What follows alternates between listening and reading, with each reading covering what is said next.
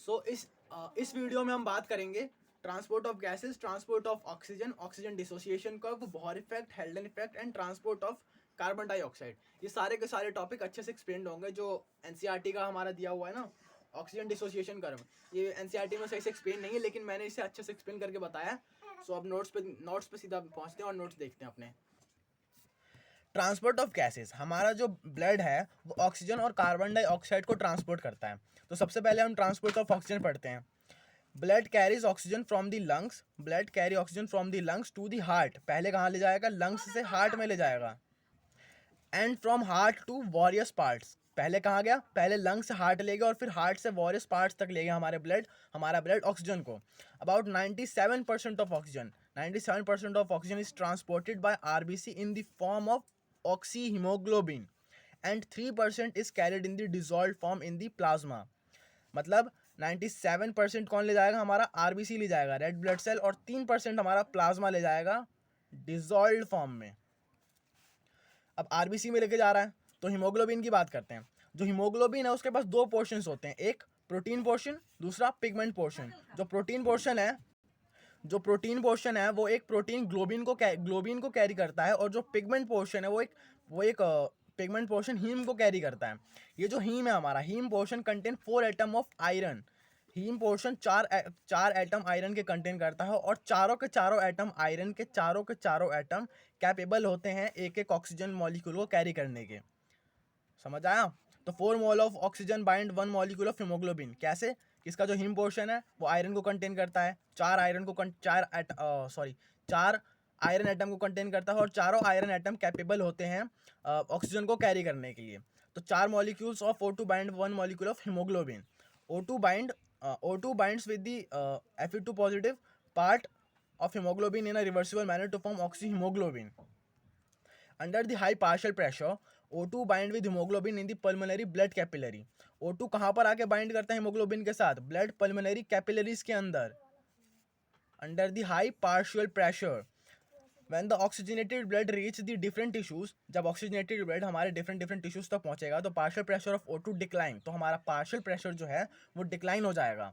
मतलब जब तक कैपिलरी में था, जब तक पार्शियल प्रेशर हाई था, जैसे ही हमारा ब्लड टिश्यूज तक पहुंचता है तो पार्शियल प्रेशर क्या हो जाएगा? कम हो जाएगा। और जब पार्शियल प्रेशर कम होगा तो हीमोग्लोबिन और ऑक्सीजन की जो बॉन्डिंग है वो अनस्टेबल हो जाएगी और वो टूट जाएगी। तो O2 जो है वो रिलीज हो जाएगा हमारे ब्लड कैपिलरीज के अंदर।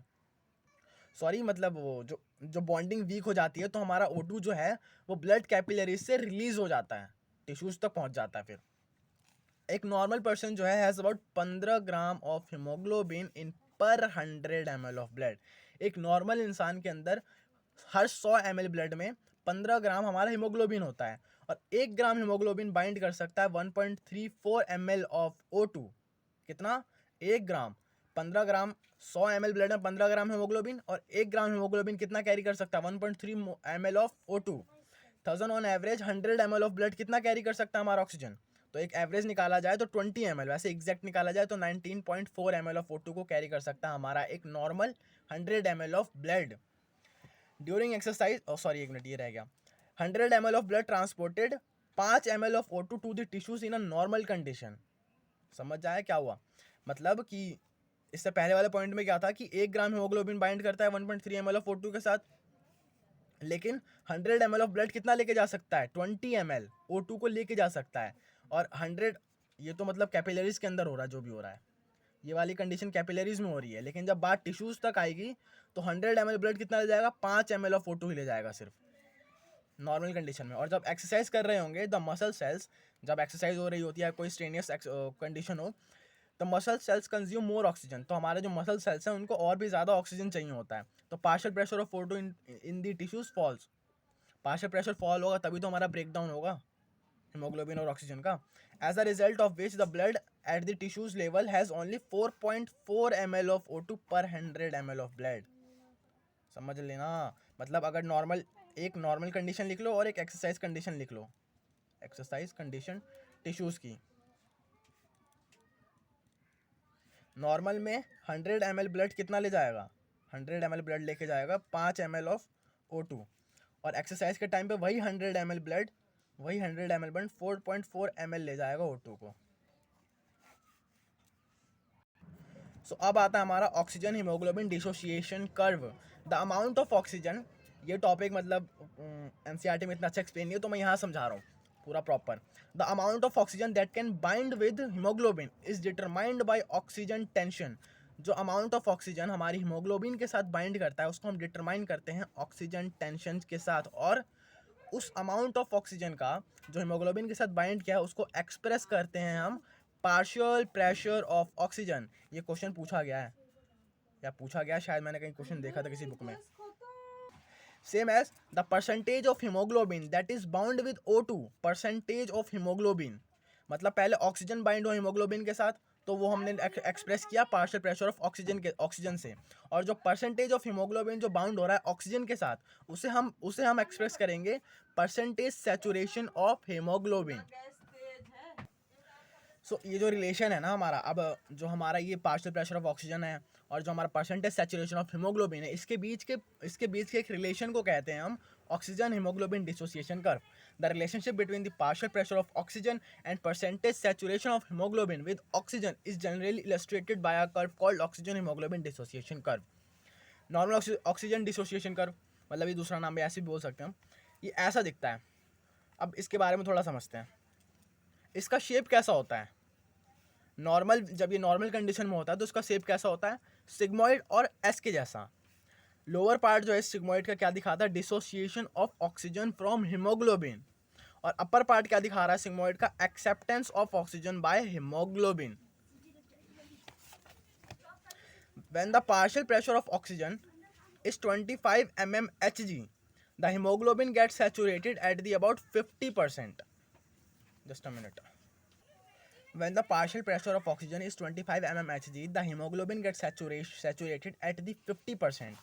मतलब कि जो मेरा ये x एक्सिस था ये रिप्रेजेंट करता है मेरा पार्शियल प्रेशर ऑफ ऑक्सीजन, ये वही डायग्राम है, और जो मेरा ये y एक्सिस है ये रिप्रेजेंट करता है परसेंटेज सैचुरेशन ऑफ हीमोग्लोबिन। अब यहाँ पर मेरा 25 mmHg जब मेरा पार्शियल प्रेशर ऑक्सीजन का होगा तो सैचुरेशन मेरा होगा 50%, मतलब P 50 पे शो करेगा। 50% परसेंटेज सैचुरेशन निकाले तो 50% होगा। इसका मतलब क्या है, इट मीन्स कि ब्लड कंटेन 50% ऑफ ऑक्सीजन। समझ आया। It become 95 when the partial pressure of oxygen is 100 mmHg। जब पार्शियल प्रेशर ऑफ ऑक्सीजन मेरा 100 mmHg होगा तब मेरा परसेंटेज सैचुरेशन 95% हो सकता है। अब factors affecting oxygen haemoglobin dissociation curve, एक शिफ्ट लेफ्ट एक शिफ्टेड राइट, मतलब वो फैक्टर्स जो हमारे हीमोग्लोबिन डिसोसिएशन कर्व को थोड़े अफेक्ट कर सकते हैं। तो उसमें दो कंडीशन बनती है, एक शिफ्ट होगा लेफ्ट की तरफ, एक शिफ्ट होगा राइट की तरफ। अगर कोई फैक्टर अफेक्ट करता है तो वो किस तरफ को, जो कर्व है हमारा वो किस तरफ शिफ्ट होगा। शिफ्ट टू राइट में बात करें, it indicate dissociation of oxygen from haemoglobin. क्या इंडिकेट करता है, dissociation of oxygen from haemoglobin.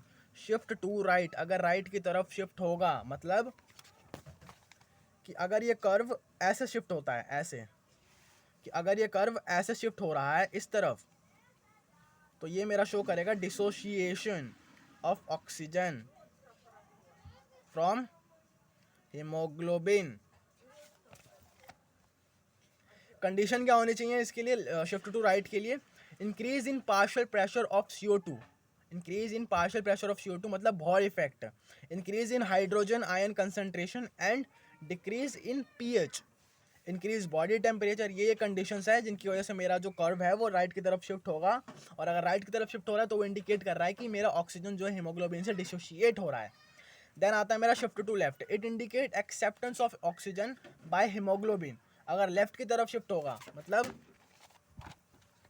कि अगर ये कर्व इस तरफ को शिफ्ट होता है अपर साइड वाई एक्सिस की तरफ को जाएगा तो ये इंडिकेट करेगा acceptance of oxygen by haemoglobin.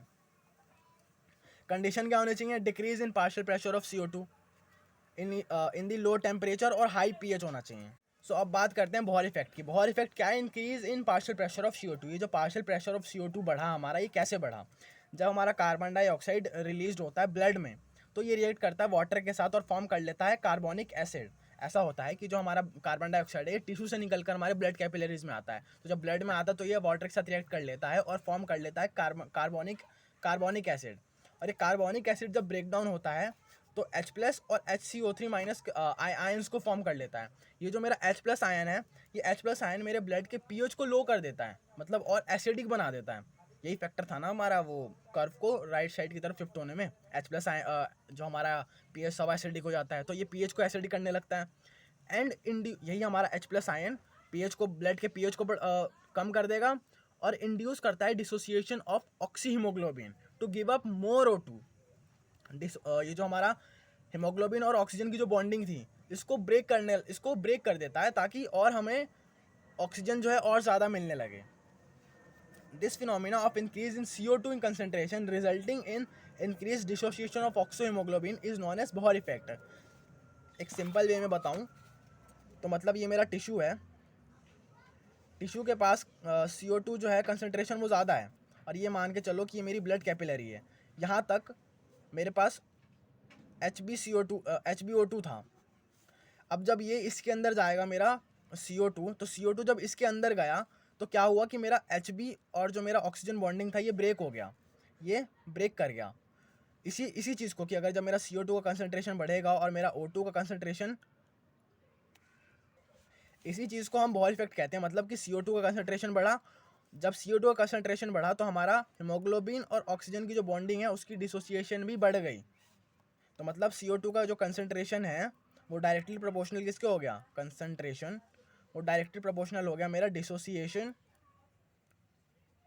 Dissociation of oxyhaemoglobin.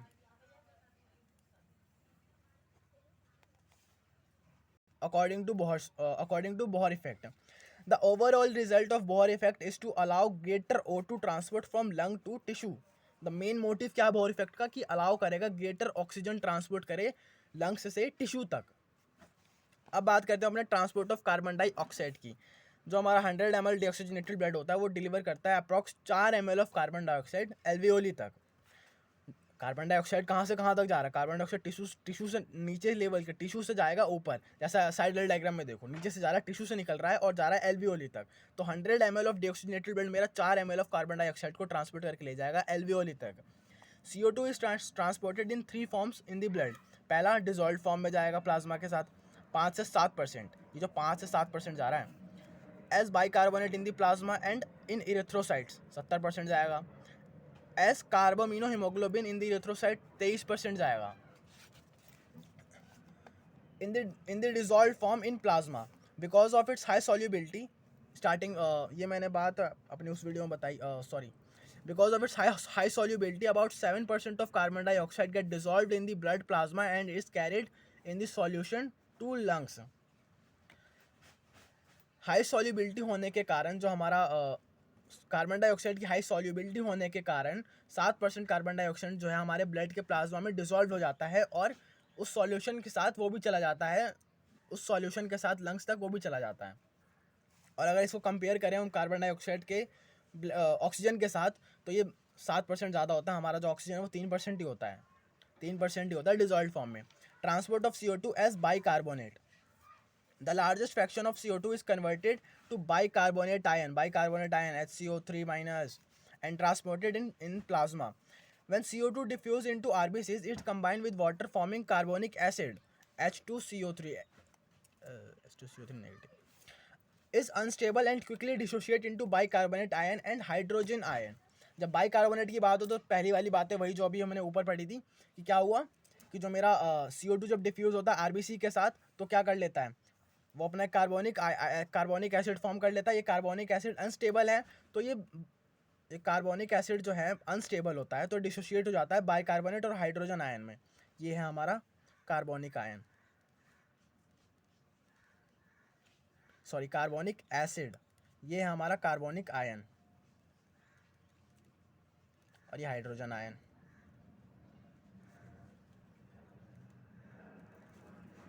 This reaction also occur in plasma. It is thousands of times faster in the RBC because of contain carbonic anhydrase. ये reaction same जो ये reaction हुई है, ये reaction same plasma में भी होती है, बट ये प्लाज्मा में इतनी फास्ट नहीं हो पाती क्योंकि उसके पास ये एंजाइम कार्बोनिक एनहाइड्रेस नहीं होता। ये हमारे सिर्फ RBC के पास ही होता है। That reversibly catalyse the conversion of carbon dioxide and water to carbonic acid. Hydrogen ion release during this reaction bind to haemoglobin triggered the Bohr effect. ये बोहर इफेक्ट में क्या काम करता है? वही जो हमारे पीएच को बढ़ा देता है, सॉरी पीएच को लो कर देता है, और HbCO2 और HbO2 की जो डिसोसिएशन है उसको बढ़ा देता है। अब आता है हमारा chloride shift. HCO3 content of red cell is much greater than that in plasma. ये जो कंटेंट है हमारे HCO3 का, ये रेड सेल में ज़्यादा होता है एज़ कम्पेयर टू प्लाज्मा। क्यों ज़्यादा होता है? क्योंकि भैया प्लाज्मा के पास हमारे कार्बोनिक एनहाइड्रेस नहीं होता है, तो वो चीज़ ऑब्टेन ही नहीं कर पाता है। Movement of HCO3 ion from RBC to plasma changing ionic balance between plasma and RBC। जो हमारा RBC होता है ये खुद एक प्लाज्मा के अंदर घूम रहा होता है।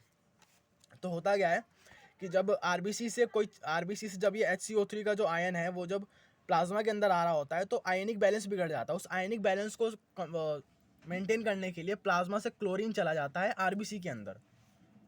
यही था ना कि movement of HCO3 ion from RBC into plasma change ionic balance between plasma and RBC to restore the ionic balance negative chloride ion from plasma diffuse into RBCs। This moment of chloride ion is known as chloride shift. अब simple form में समझते हैं, ये मेरा tissue cell है, इसके पास CO2 concentration ज़्यादा है, ये क्रॉस करके आया हमारे ब्लड कैपिलरी वॉल को यहाँ पर। अब ये CO2 यहाँ पर रिएक्ट करके कार्बोनिक एनहाइड्रेस की प्रेजेंट में ये फॉर्म कर लेता है कार्बोनिक एसिड। कार्बोनिक एसिड से ब्रेक डाउन होकर ये इस आयन्स में बढ़ जाते हैं, और ये जो हमारा H+ है ये यहाँ पे इसके साथ रिएक्ट करके ये बना लेता है, और फिर ये हमारा यहाँ से बोहर इफेक्ट को ट्रिगर करता है। और ये HCO3 ये मेरा प्लाज्मा है, ठीक है, ये मेरा RBC और ये मेरा प्लाज्मा है। तो यहाँ से ये जब बाहर जा रहा होता है तो इसकी जो आयनिक बैलेंस है इनके बीच की वो ख़राब हो जाती है। इस आयनिक बैलेंस को मेंटेन करने के लिए क्लोरीन नेगेटिव वापस अंदर आ जाता है। इतनी सी बात थी आयनिक क्लोराइड शिफ्ट में। तो ये हमारी क्लोराइड शिफ्टिंग कहलाती है। अब जो हमारा कार्बन डाइऑक्साइड है वो कार्बामिनो हीमोग्लोबिन से भी 23% ट्रांसपोर्ट होता है, उसकी बात कर लेते हैं। About 23% of carbon dioxide is carried by hemoglobin as carbamino hemoglobin. In addition to reaching with water, carbon dioxide also react directly with amine radicals NH2 of hemoglobin to form an unstable compound carbamino hemoglobin HbCO2. This is reversible reaction. CO2 plus Hb gives you HbCO2. अब एक है Haldane effect. Haldane effect is the property of haemoglobin firstly discovered by John Scott हेल्डन।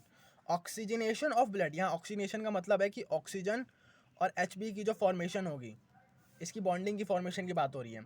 Of blood in the lungs displace carbon dioxide from Hb which increase the removal of CO2। This property is called हेल्डन effect. ये जो हेल्डन effect होगा ये हमारा ऊपर आकर होता है। ऊपर कहाँ पर? ये एल्वियोली में आकर होता है, ठीक है, ये एल्वियोली में आकर होता है। और नीचे जो मेरा टिश्यू लेवल होता है, टिश्यू लेवल पे क्या हुआ, यहाँ पर हुआ मेरा हेल्डन इफेक्ट। और इस जगह पे क्या होता है हमारा बोहर इफेक्ट। बोहर इफेक्ट के होने से क्या हुआ था कि यहाँ से मेरा HbO2 ब्रेक डाउन हुआ था, Hb निकल गया और ये जाके HbCO2 फॉर्म कर लेता है। ये बोहर इफेक्ट से हुआ था। अब ये HbCO2 फॉर्म हुआ, अब यहाँ से अपने कैपिलरीज के थ्रू एल्वियोली तक ट्रांसफ़र होता है। अब यहाँ आके हेल्डन इफेक्ट हो जाता है। हेल्डन इफेक्ट क्या है कि blood oxygenation of blood in the lungs displace CO2 from Hb which increase the removal of CO2। यहाँ पर आके जो ऑक्सीजन मेरा इनटेक हो रहा है एटमॉस्फेयर से जो मेरा ऑक्सीजन अंदर आ रहा है एल्वियोली में, ये क्या करेगा, ये हीमोग्लोबिन और CO2 के बॉन्ड को ब्रेक कर देगा और CO2 को बाहर भेज देगा, CO2 को यहाँ से बाहर भेज देगा और Hb के साथ ये खुद अपनी एक बॉन्डिंग बना लेता है। ये हमारा हेल्डन इफेक्ट है। तो बेसिक सी बात है, Haldane effect is quantitatively far more important in promoting CO2 transport than the Bohr effect is promoting O2 transport. Simple सी बात है। Release of CO2 into the alveoli. At the alveolar surface where PO2 is higher and PCO2 is low, oxygen bind with hemoglobin. मतलब कि partial pressure of oxygen जब alveolar surface पे ज़्यादा होता है और PCO2, हमने टेबल पढ़ी थी बुक में दी हुई, उस टेबल के अकॉर्डिंग क्या हो रहा है कि पार्शियल प्रेशर ऑफ ऑक्सीजन जो है वो मेरा ज़्यादा होता है एल्वियोलर सरफेस पे और partial pressure of carbon dioxide low होता है। तो मेरा पार्शियल प्रेशर ऑफ ऑक्सीजन ज़्यादा है तो मेरा ऑक्सीजन बाइंड कर जाएगा हीमोग्लोबिन के साथ। This oxygenation provide H+ ion and promote to release of CO2 from the combined form into free carbon dioxide. The reaction catalyzed by carbonic anhydrase occur in the reverse direction. H+ CO3 ये हो गया। Since oxyhemoglobin cannot carry as much CO2 as deoxyhemoglobin, carbaminohemoglobin also dissociate and release CO2. As the PCO2 of blood become higher than that of the alveolar air, carbon dioxide diffuse from the blood capillaries into the alveoli. अब एक बार NCERT पढ़ लेना, बाकी सब तो करवा ही दिया है.